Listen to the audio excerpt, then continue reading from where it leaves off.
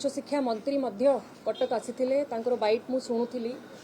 से कहिले कि याकू अनुध्यान करूछंती मु तांको केवल ए प्रश्न पचारिबा को चाहूची कि पुराना गौरव पुराना महिमा पड़ू नहीं कि रे तते मने ओडिया अस्मिता करिके आपण आसीछंती आज 7th विधानसभा अधिवेशन सेशन चली प्रथम विधानसभा नुआ सरकार को दाबी करा जाउची तो एपर्यंत आपण ताको अनुध्यान केमती करि नाहंती आपण पाखरे सबु पावर अच्छी आपण केवल पावरटा एक्सरसाइज करिवे सबुटु पुरातन महिला महाविद्यालय आमर अधिकार अच्छी ओडिशार समस्ते चाहूचंती कि ए महिला महाविद्यालय को यूनिवर्सिटी स्टेटस मान्यता दिया जाऊ ता संगरे यार भित्तिभूमि यार इंफ्रास्ट्रक्चर विकास पई गोटे 50 एकर जागा मध्य दिया जाऊ